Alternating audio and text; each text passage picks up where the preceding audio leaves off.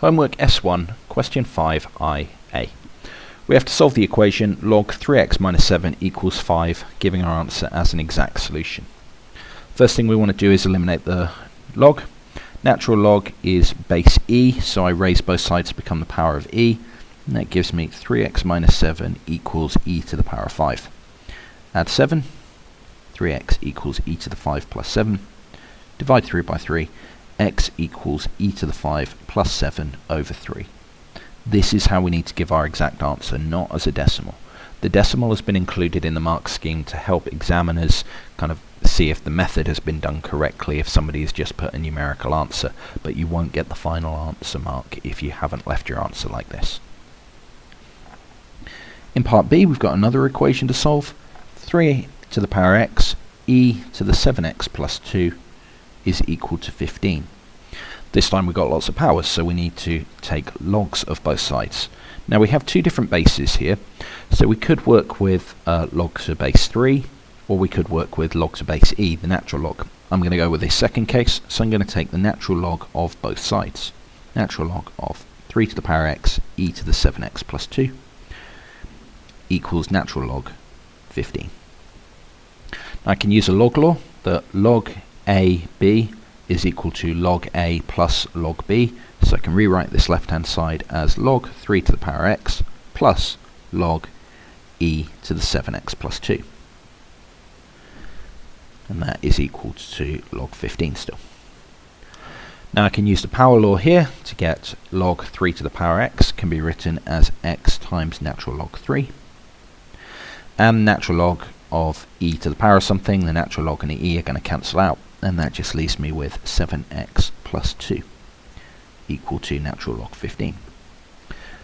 If I combine the x terms on my left hand side and factorise the x out, x log 3 plus 7, and take away the 2 to get log 15 minus 2 on the right hand side. Finally, all I need to do is divide by the bracket. X equals log 15 minus 2 all over log 3 plus 7. And again, this is how we need to finish. We need to have this line here, all in terms of natural logs. The decimal has been included on the mark scheme so that you can help check that you've got it right, or an examiner can check whether a method has been applied correctly, but if you just put that as an answer, you will lose marks. In part 2, part A, we're given two functions, f and g, and we are given their domains, and we've been asked to find the inverse function of f and state its domain. The easiest way to find an inverse function is to change the subject of the formula, so start with y equals e to the 2x plus 3 and rearrange this to make x a subject. Some people swap these letters round to begin with, write it as x and y and then make y the subject. I personally prefer to start with y and make x a subject, and I'll explain why at the end. Start off by taking away 3, then take natural logs of both sides, and then finally divide by 2. I'm going to swap my left and right hand side over. X equals half log y minus 3. Now if you swap the letters over at the beginning, you'd finish with y equals half log x minus 3, and that might be tempting to leave your answer as that because it's all in terms of x. But we need to be using the correct notation for our final answer. We need to give our final answer in terms of f minus 1 of x, and so I find having your answer written in terms of y is usually a good reminder that you still have an extra step to do. The inverse function of x is half log x minus 3. We still haven't finished the question because we need to state the function's domain. Now the domain of this function is the range of the original function, and the range of a function is usually easier to find than its domain. So I'm going to go back up to this line here where y equals e to the power of 2x plus 3 and try and figure out what the range is of that function. Now an exponential curve has an asymptote at y equals 0 and then continues rising to have no upper limit, or an upper limit of infinity. This is then a translation up by 3, so the range of this function is that fx is always greater than 3. That's a notation that we need for range. When we're doing it for a domain, it's just x is greater than 3, and that's the final answer.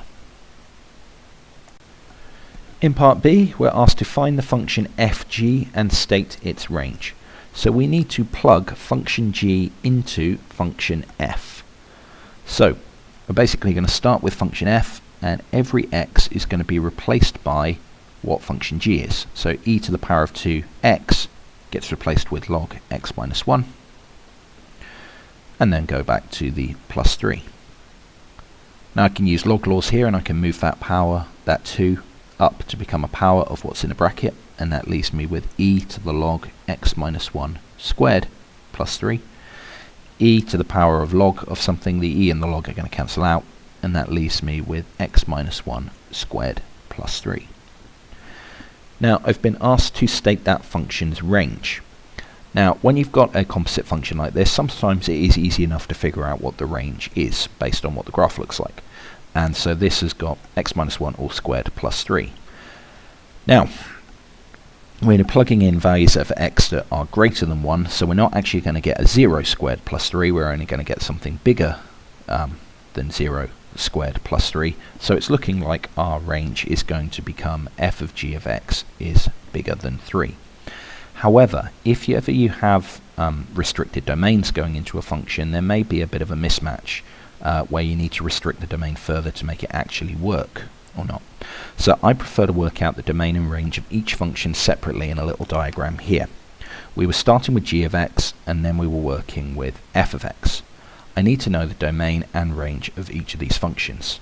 The domain was given that x was bigger than 1, and the domain was given here that x is any real number. We already worked out the range of this function earlier. In part A, we know that fx has to be greater than 3. What we need to know is the range of the log function. And so long as we're not plugging in x equals 1 to get log 0, which we can't do, this range is any real number. So g of x is any real number. What I'm looking for is whether there is a mismatch here, whether this function is creating any values that this function can't cope with, or whether this function is expecting values that this one is never going to generate. Now, these two values here, if they're the same, all is well and good. Our range is exactly what it is at the end, and our domain is exactly what it is at the beginning. If these mismatch, you may need to adjust this part here and here. Because these are the same, this is our combined range. So f of gx is greater than 3. And that's our final answer.